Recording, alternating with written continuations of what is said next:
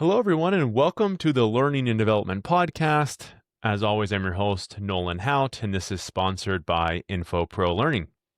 Joining me today, we have a friend of mine and a colleague, Dan Rust, Vice President here at Infopro Learning, leads our leadership and development practice. For over 30 years now, Dan's really been establishing himself as a thought leader in this space of leadership and organizational development. He's written a best-selling book called Workplace Poker. It's still very relevant. You should check it out. And launched a podcast, I think about 6 months or so ago, called Leadership Disrupted. That's really taking off. Check that out as well.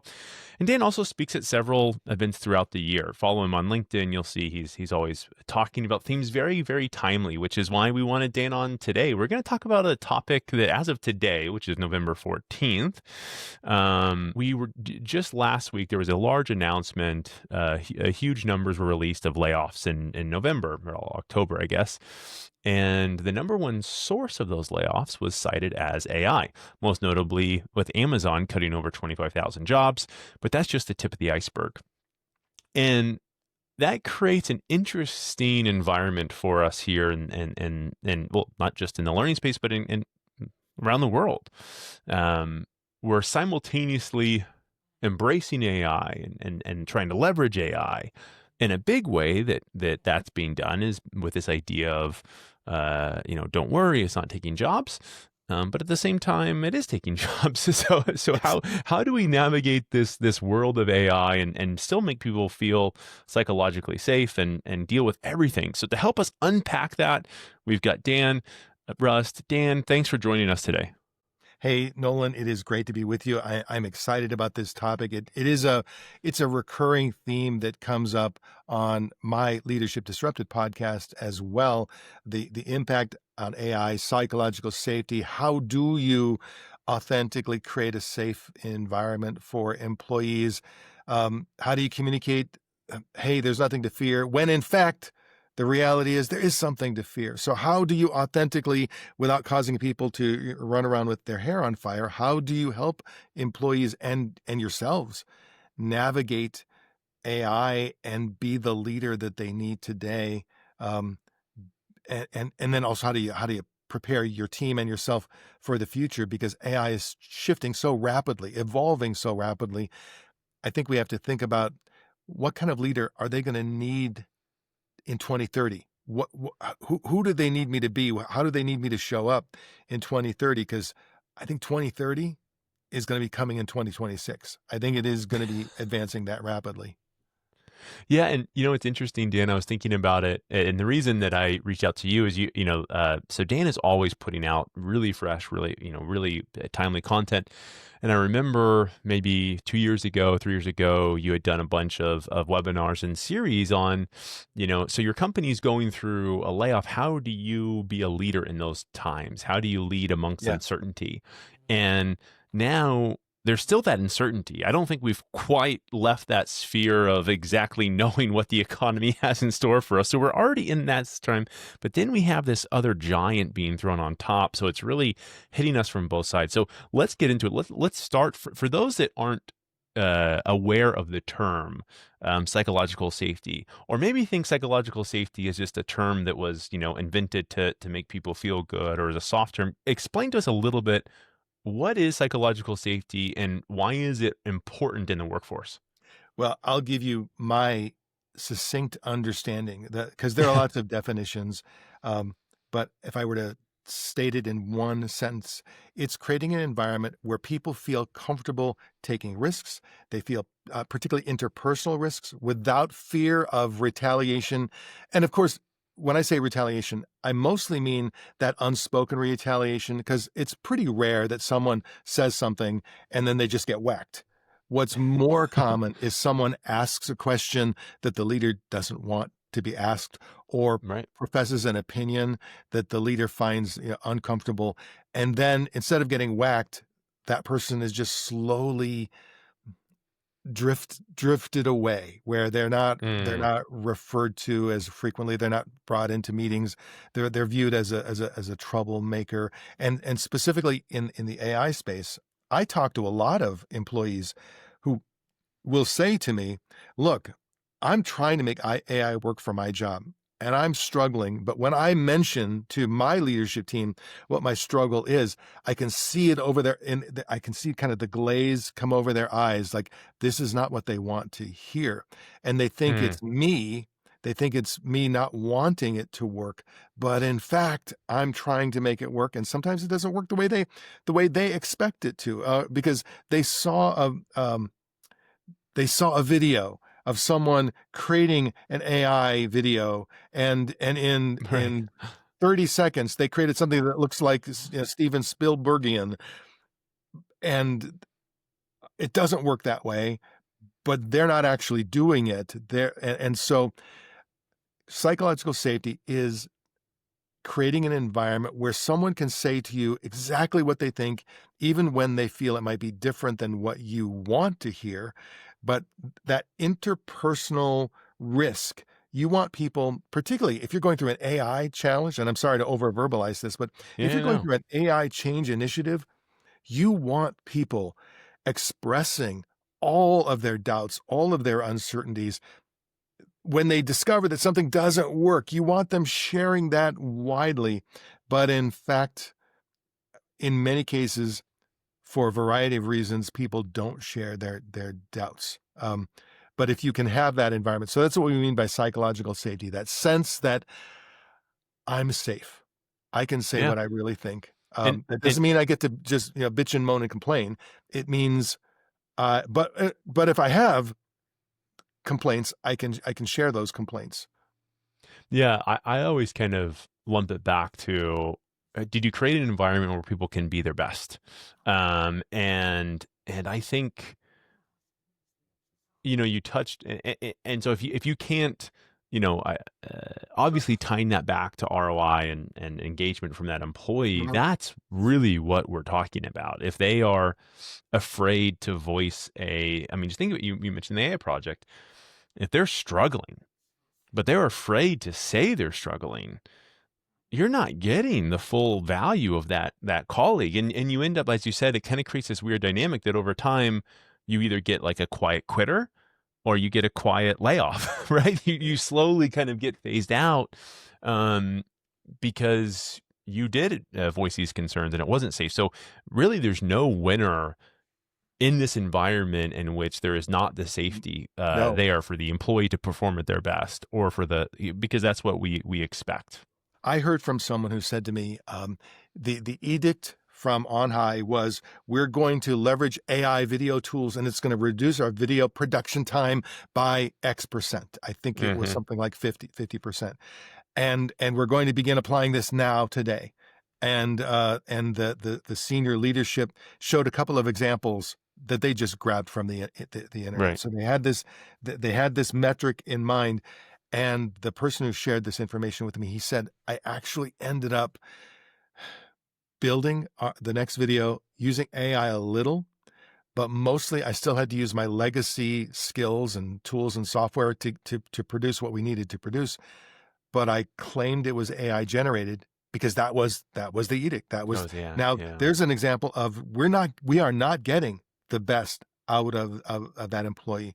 He worked extra hours. He worked late at night. He did what he felt he needed to do, but that can't be an example of driving productivity, because ultimately he wasn't comfortable sharing reality with his leadership team. So in a psychologically safe environment, what probably would have happened is he would have, when he got to a point where he didn't feel like he could do this, he would share that. He would say, look, Yeah. I don't know this well enough yet. I don't know how to make this happen. I'm figuring it out.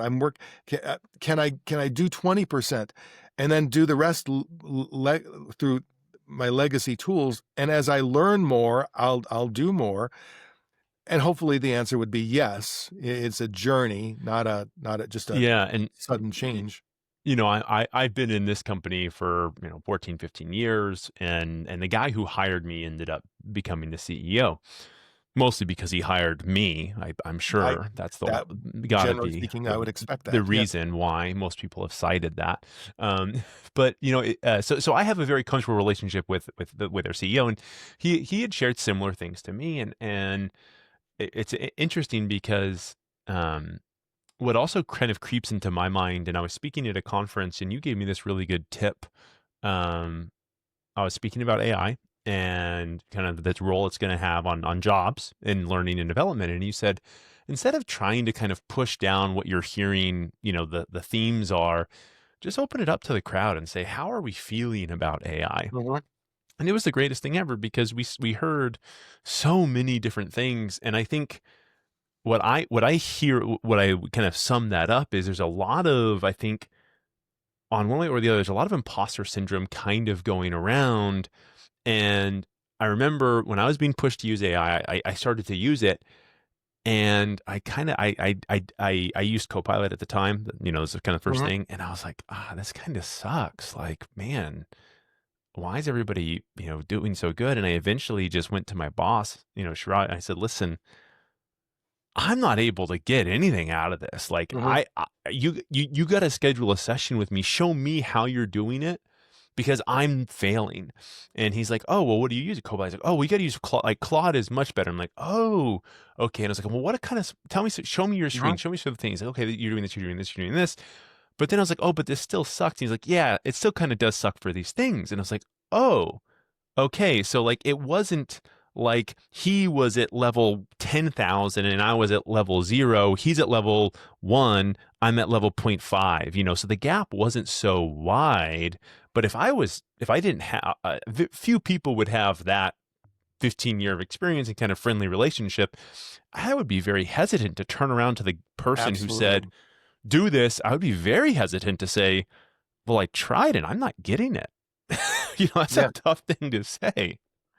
And So, I have a team that leverages AI in the development of content, and I've had to be very attentive to them to help them understand this is a journey. You are not expected to produce instantly. So I want you to play with Claude, play with Google's Notebook LM, play with mhm, ChatGPT, try out different variations. And if it's an area where you have some human expertise, just try your human brain as well and blend those. And then what I've tried to do, and this does not come naturally to me because I tend to have like an engineering mind, and so someone will give me something to review, and I will red line. I will quickly say, "Zhup, zhup, yeah. zhup, zhup. Here are the corrections." And in this AI world, I realize I just got to be much more gentle, um, and help guide them, not in terms of what's good, bad, what's correct, what's not correct, but let's guide each other through this. How did you generate this? What tool did you use?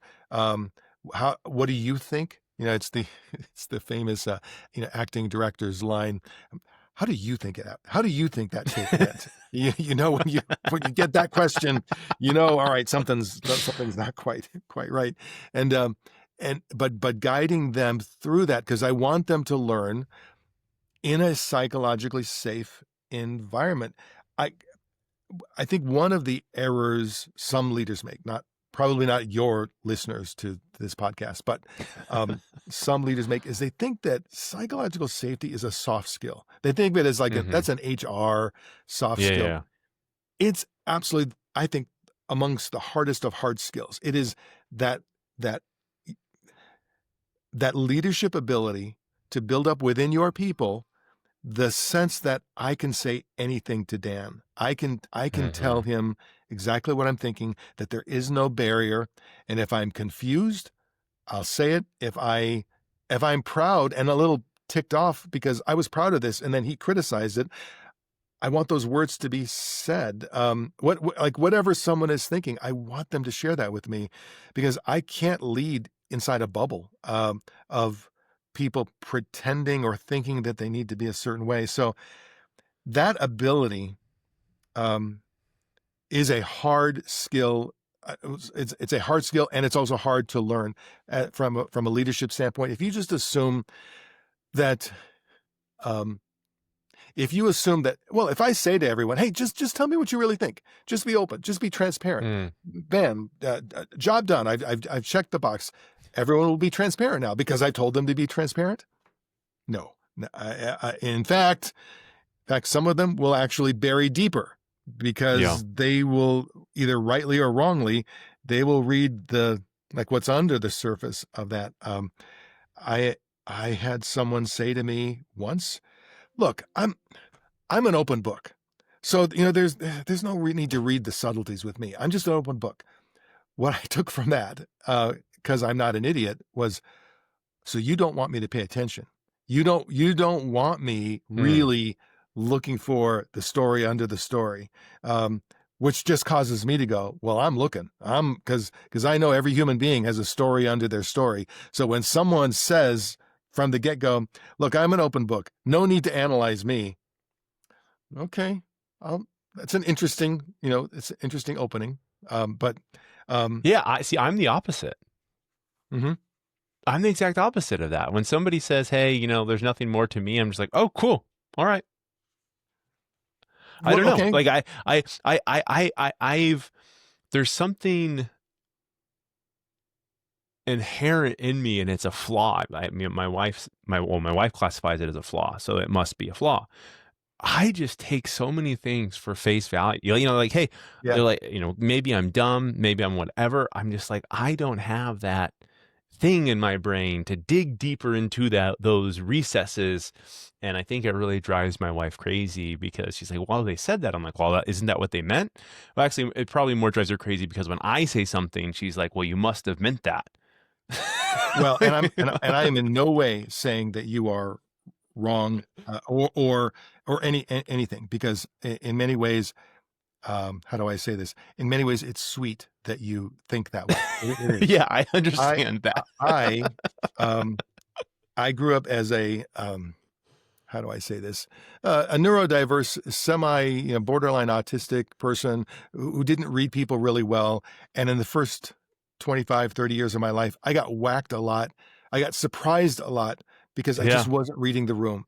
I was not. yeah. And in fact, the book Workplace Poker came out of this realization that I had, which was, I'm just getting surprised too often. I'm getting whacked Mm. too often. There are too many roller coaster rides, and it's because I'm not reading the room. So I Yeah, decided, I'm playing my hand, not their hand. Yeah. yeah, and I decided I'm gonna get better at it. And so, like an engineer, once I decided I was gonna get better at it, I read Set every up. possible book, went through every possible workshop, et cetera, et cetera. And then at the point where a few years later, where I felt like, okay, I'm doing this pretty well. I'm reading the room. I'm looking for the story under the story. Mhm. Um, yes, and actually, once I got really good at that, I thought, I probably would have been a pretty decent therapist, or I would be now. I would be now because Mm, I listen so much more carefully now. I listen for not just what people are saying, but how mm, they're saying it and what they're not mm. saying, and all of the things. And I think that it's an acquired skill. Um, and sometimes it's a burden because once you start doing that all of the time, you realize, man, every conversation Yeah. happens on this level, and then this level, and then this I know. level. And I think that's my coping mechanism is I'm just like, I can't dig deep enough. but at the same So, time, even like when your wife says, how was your day? Even that question has at least two layers to it, and sometimes even a third layer. So as humans, once you recognize, it's almost like seeing the Matrix. Once you start to see the Matrix, it can be a little overwhelming. Like, I can't unsee the Matrix any longer. so, speaking of layers, that's what I thought. Well, why I wanted you on this podcast was to discuss this particular issue of how do we create psychological safety to allow us to perform better when the thing that's helping us perform better is causing us to feel unsafe. And so and obviously this was something that we literally, we talked about this last Uh-huh. week and now we here are today. So what do you think, if you're a manager whether you love to use AI yourself or it's being pushed down, whichever way, for whatever motivation that you have to leverage AI, how do you go about wielding this dual-edged sword? Like, Number one, don't be an AI cheerleader. mm, You can be an AI advocate, but yeah, not be a blind cheerleader because hmm it is a double-edged sword. It is a weapon for good and a weapon for I don't want to say evil, but issues and challenges for many people. It is. I personally know people whose careers have been stalled literally because of AI, because their company said we can now do this level of graphic design hmm with 2/3 of the talent. yeah, So we're eliminating a third, and sorry, but you're the third. I know mm, some incredibly competent graphics designers who have had their careers stalled or sidelined, and there's a huge amount of talent, and they're struggling to figure out where is my fit in this space? How do I can't ignore AI tools. I need to leverage AI tools, but I also have to find the way to bring my human design instincts into this as well. So they're hmm, going through that challenge. Um, my point is that you, as a manager, as a leader, don't pretend otherwise. Nothing kills your own credibility as you saying things that everyone knows it just isn't true. It's just not true. AI is a right, force for good and it's a force for bad, and we just have to acknowledge that. Now, hmm, as a leader, you can help people navigate those waves, navigate those waters, whether they are keepers who have been kept in your organization, or they're people you've sent them on their way. You can help both. You can be a source for help and coaching, but don't pretend that you know these are yeah. smooth sailing waters. And I think that, you know what, it's interesting you started with that, because I think that was my biggest realization, was that a lot of what, because, you and I recently worked on a project with a client who was, hey, we want to be singing AI praises to the masses and get everybody on board. And I think a Yeah. lot of us in L&D and leadership and any type of change management, we're kind of being asked to be the cheerleaders, if you would, of AI. And I was thinking, man, that is kind of putting it in an odd place, because, uh, well, and we're the third party in these Yeah. situations. And so we while we do want to toe the line of what our client is asking, there's a sense of we're not being real to our clients if we're just feeding them. Yeah, of course, we'll just tell them AI is the best, and we won't put anything in there that's like, oh, here's the possible downsides. And employees know. So it's not as if just because you say there are no weeds in the garden, they're going to say, okay, no weeds in the garden. They know.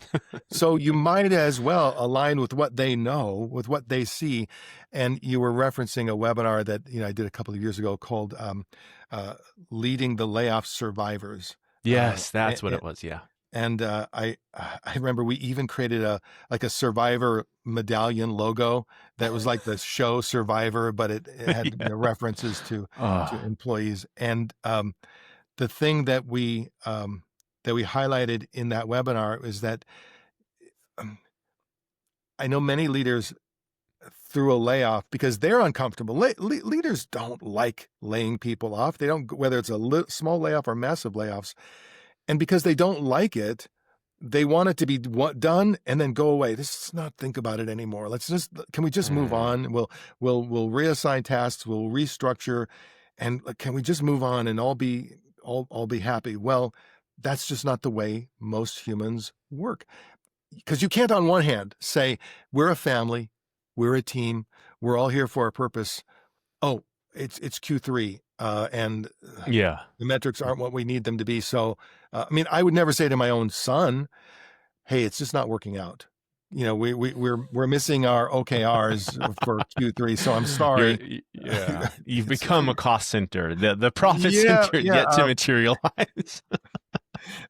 We're going to help you find a better opportunity. No, doesn't work that way. So if you do that to your family, or if you wouldn't do that to your family, but you do it to your work family, employees notice, and they remember. They have a memory for it. So then what do? Well, you Mm, acknowledge that it sucks. You acknowledge that it's probably the worst thing that you can experience as a leader.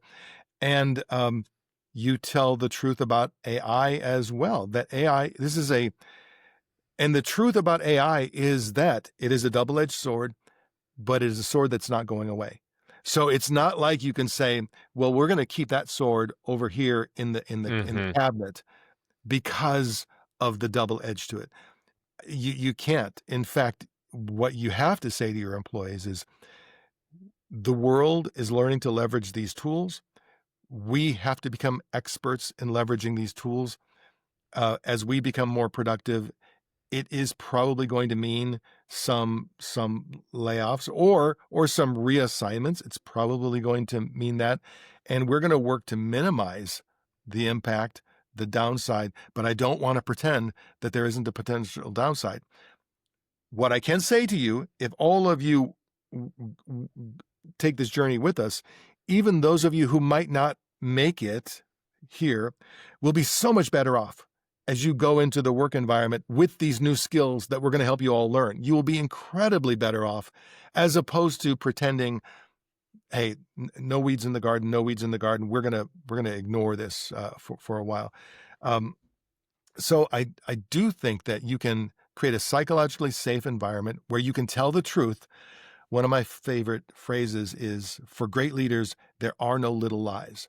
mm, Great leaders do not tell white lies. They do not tell little lies. Instead, they find a way to tell the truth, even in uncomfortable situations. mm, For me, the only exception is sometimes there's information you cannot share. So fine, right. of course, there's information you cannot share sometimes, but that doesn't mean you have to spin or try to create an alternate reality that doesn't really connect with what real reality is. But if you say to yourself, there are no little lies, so I am going to be truthful, what that will force your brain to do, instead of taking the easy route of conflict avoidance or the easy route of lying by omission, you will, in fact, find a way to tell the truth in a palatable way. But it's harder. It's harder. And if you're really struggling with it, I would say go to AI, go to ChatGPT and say, how do I tell my people Yeah. this? But do it in a way that is relatively, sensitive and positive. ChatGPT will give you a reframe. ChatGPT is great at reframing, saying, "Here's what I want to say, but I want to reframe it in an authentic, positive way." It'll Yeah. do that reframe. Yeah. I heard a couple things in there that I kind of want to touch on. It was almost like the first one of them was like the inverse of don't be a cheerleader. Also, don't be a naysayer. Yeah. Because the reality is, not leveraging AI would be the equivalent of you saying, you know what? I'm just not going to use email. Mhm. I'm just going to send everyone a letter instead. Because I'll continue on that, because you could convince yourself. You could say, people today, they appreciate personal notes. Phone calls are so Yeah. rare that people appreciate those phone calls. So I'm just going to do personal notes and phone calls. You could persuade yourself. I have a few folks who have persuaded themselves that because that AI eats away at human authenticity.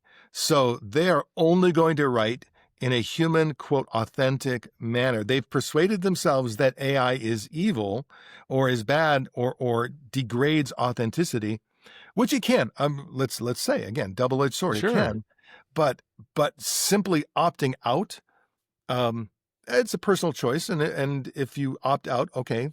But that wouldn't be my guidance.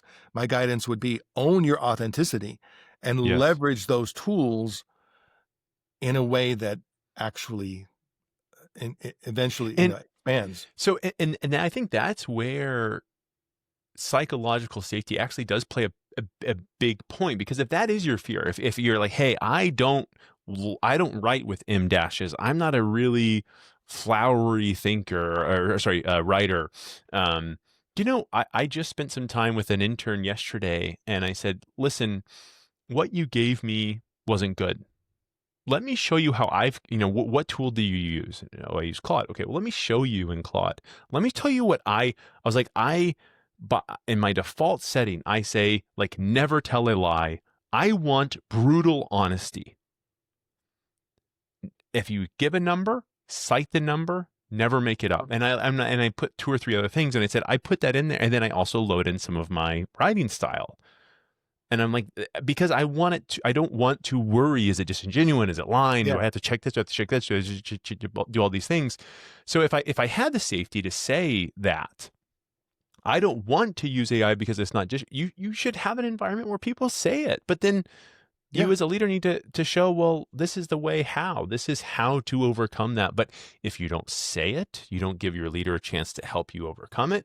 And if you're a leader, you don't create an environment where somebody can say something, then they're just going to not use it. So that was the first interesting bit, was like, the you don't be a cheerleader, but then the opposite holds true. You can't also, be a naysayer. I think Yeah. that's Well, and that's you really you can make, if you make that conscious choice, just recognize what you're also choosing. You are then choosing correct. less volume, less output, Hmm. and Yeah. that's, again, if you decide we are human only. I'm not going to say that that may be a viable choice for some environments, for some businesses, for some people, but that's not just a choice to not use AI. That's also a choice to, I hate to say, be less productive, but you know exactly what I mean. Yeah. It's just choice Yeah. for a relative, volume output, so to Yeah. speak.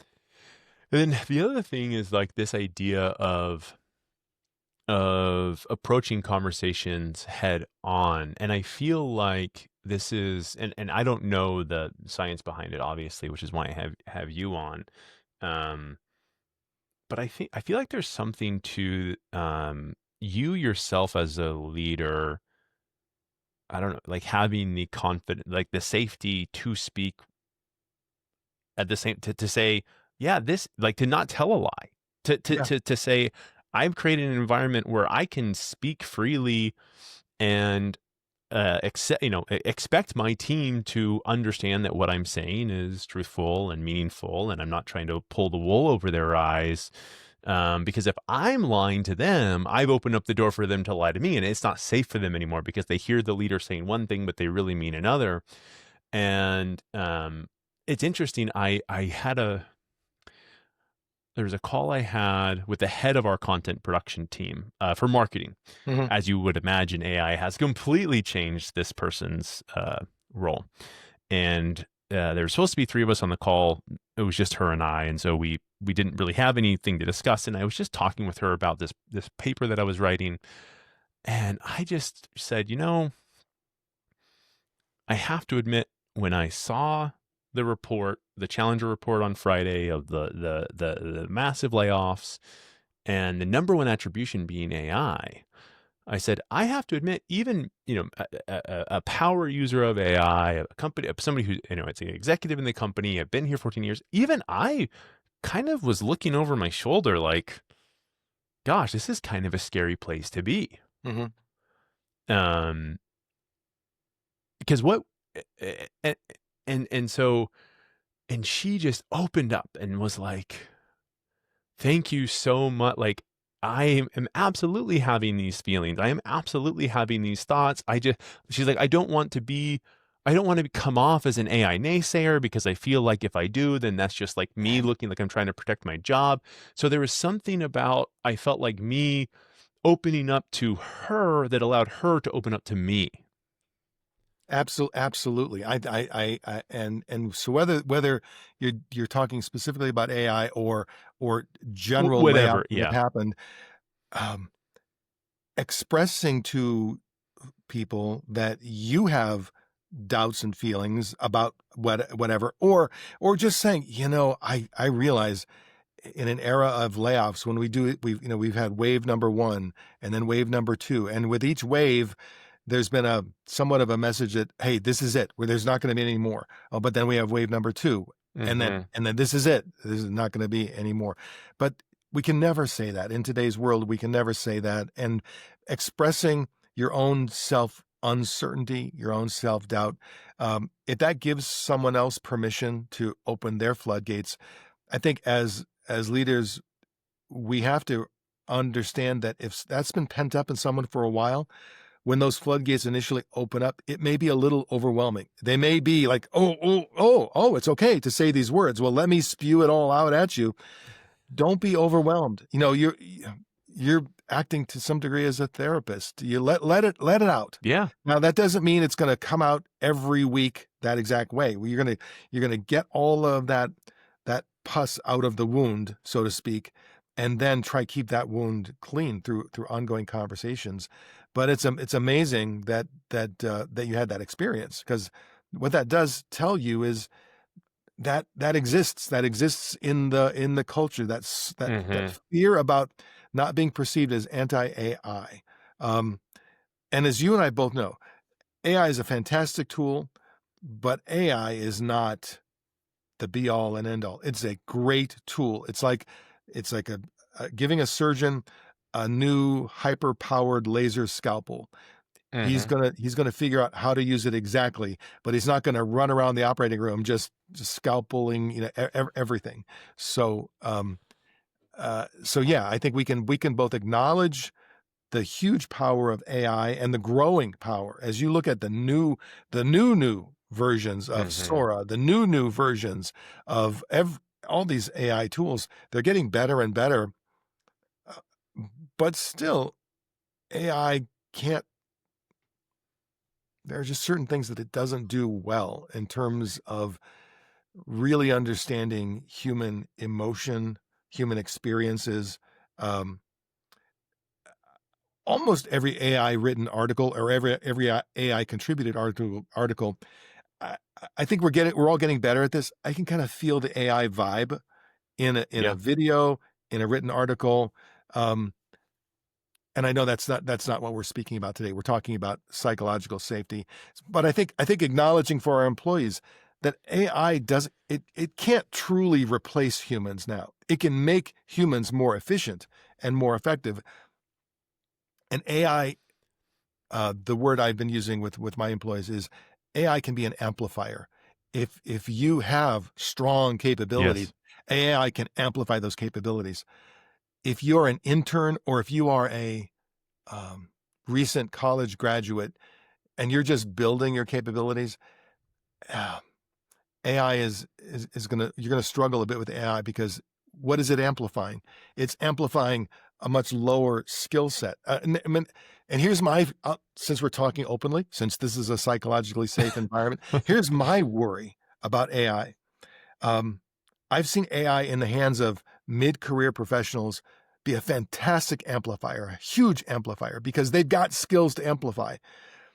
In the hands of college students, high school students, recent college grads, I fear that it's preventing them from building those skills, building those muscles, building those capabilities to amplify. Instead, it becomes a crutch.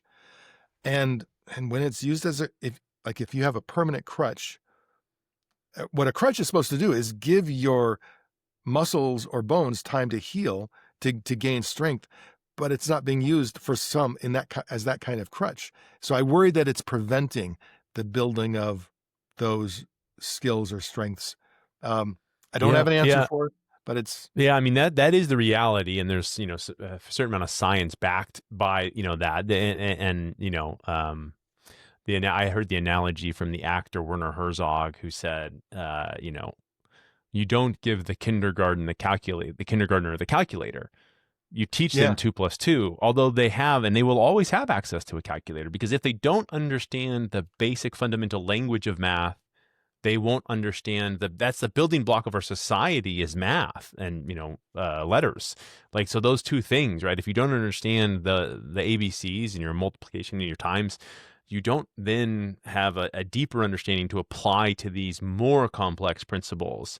So absolutely, I think that's the hardest. I think the hardest job right now is this person just starting out, wanting to magnify their experience without having any experience to magnify. Absolutely. Yeah. And So so then what they also end up not having is the discernment to yes. recognize a great output. And that, again, that doesn't make them bad. I mean, you can't expect someone without some life experience, without some work experience, to develop that discernment over time. Over time. Now, you mentioned Werner Herzog, which gives me an opportunity to reference trivia. Werner Herzog. What was the one of the early films that he made about the boat, the ship? It was Fitzcarraldo. Fitzcarraldo. So I don't know what I'm doing other than just showing off my knowledge of Yeah, German I film, mean, German filmmaker yeah, trivia. wow. Yeah, yeah. I just really, I don't, I came to him late, because he like started doing more like he still does those things, like the very artistic things, and he writes books, and he's a really deep thinker. But I just started, kind of hearing him in interviews and realized he has some really interesting things, that he Well, talks about. One thing before I wanted to touch on, and this idea of, like I don't know what the future of AI is. I'm not going to pretend I. So in my mind, I always feel like part of safety is being able to tell people what to expect. How do you address like this environment of like, like, how do you create a safe environment, or try to create a safe environment where you let them know there's some predictable nature to it when there's no predictable nature to it? I mean, is there any way to do it? I guess maybe just, as we've talked about, just kind of address it head on, that hey, I don't have any better idea than you do, but then I don't know, are you coming off as well, not knowing? I don't know. and since we neither you nor I work for OpenAI Mhm. or any of the other AI tool generators, I think if we worked for some of those organizations, we might have some degree of need to know the future, to envision the future. I think it's perfectly acceptable at this point to say, I use AI. I'm learning AI every day. I'm a student of AI. I want to help us AI, but I do not know where this goes. I don't pretend to know Yeah. where this goes. I don't claim to know where this goes. I'm not even sure that I know fully where it is right now, but I try Right. to know. Yeah. I am a student along with you. We're taking this ride together, and just not feel and this is weird for some leaders because they feel the pressure to lead from the front. Yeah. Sometimes you can lead from the side. Sometimes you can lead from Yeah. behind. You can. I've got a young woman on my team who is a huge embracer of AI in many of the right ways. She's sometimes not, but many of the right ways. And I am happy to follow along. I'm happy for her to take me on a little tour of Sora too, and what she's found works and doesn't work. So I think learning to sometimes lead from behind or lead from the side, it can be very helpful in the age of AI. Now, but you still have to lead. You can't lead by abdication. And Yeah. Yeah. I have some colleagues, not within our business, but friends and acquaintances who have abdicated, who have said, I had one guy just say this exact phrase. He said, I've only got 8 years left. I'm going to be in the workplace 8 years. And I don't feel like I want to spend that 8 years learning AI, like in a never ending Hmm. learning process. And I said to him, look, you are of an age where you think 8 years is a lifetime. 8 years is like a decade. In today's world, 8 years is a year. It's just so you can't afford to abdicate for the next 8 years. You um Yeah. You'll or be replaced within yeah, 1 year. what you Yeah. owe to your business, even if it's a business that you run, that you own, what you owe to your employees is either get on the train and be a student along with them, or if you're going to abdicate, then say the words, like fully abdicate and put someone Yeah. else in Hmm. charge of the AI train for your business. Good point. Um, and the only reason I can have that conversation, I mean, we are what I would call like quasi friends, and but the idea of now he did not like that word. He did not like the word abdication because it was the most accurate word to describe what he was describing, and so he's right now going through his own thought process of what does he really want to do, not what does his business really need from him in terms of how he shows up. Anywho.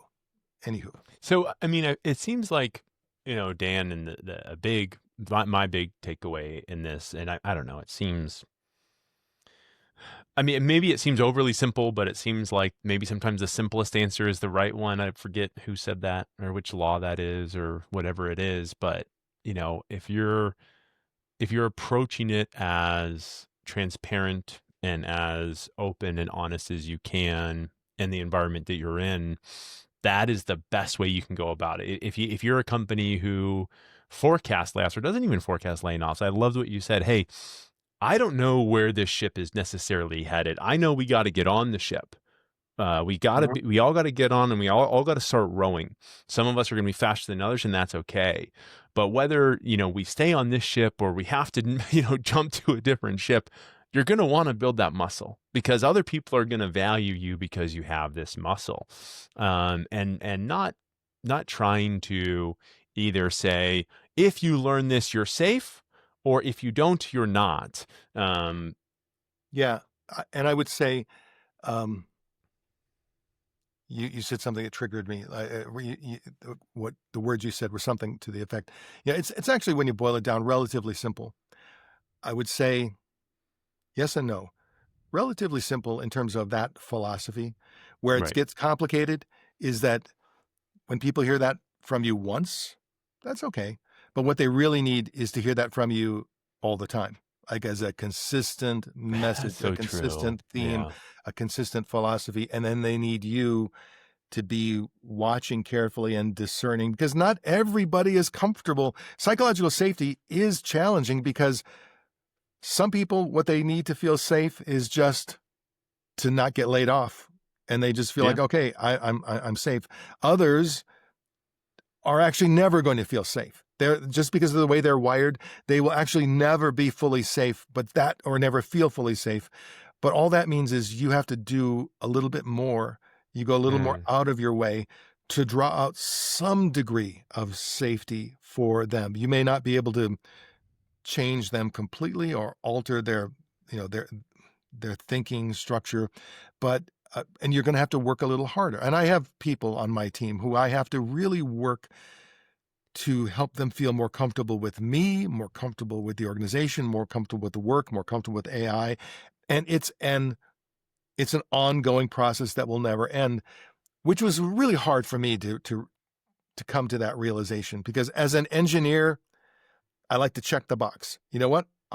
Give me the 4 steps to psychological safety. Okay, I'm on step number 3 with you. Let me get through 4 and 5. Bam, you're safe. Bam, you're safe. Bam, you're safe.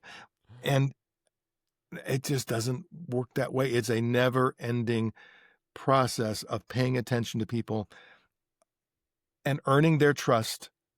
But even that, the thing is, in organizations, I can't say to any of my people, you're safe, because I don't know. I mean, I have some degree of control and power, but none of us has ultimate, complete uber control and power. So part of that is acknowledging my power and my lack of power. What they absolutely know is they can trust my intent, and they can trust their engagements with me, and I'll go on this journey with them, and we'll try to all rise in the AI waters, one way or another. And I hope you can rise with me. And if it turns out that you can't, I hope I can prepare you to rise somewhere else in those AI waters. And I think it's a good maybe call to action to leave with is, there was just this big report that if you look up Challenger report, AI job loss, use these news stories that that you see as the catalyst to remind you, oh, it's time to check in on my employees. It's time to, I'm reading it. You know what? They probably read it. It's time to use this as a moment. That's a good takeaway for me to say, okay, even though I've had this conversation, every time I Mhm. see something like this, that's a good reminder, go back and check in. So Dan, thank you so much for kind of doing this so last minute and hopping on. This has been tremendous. I appreciate you investing the time. Thank you, Nolan. It's great. And if you like more of this, you can go to the Leadership Disrupted podcast, where every week we have conversations like this on a broad range of topics. And hopefully I get invited back. We'll see how it went. We'll see. Let's check the numbers. Let's not get ahead of There ourselves. we I don't go. want to promise something I can't commit to. Thanks, Dan. Thank you. Bye-bye. Thank you.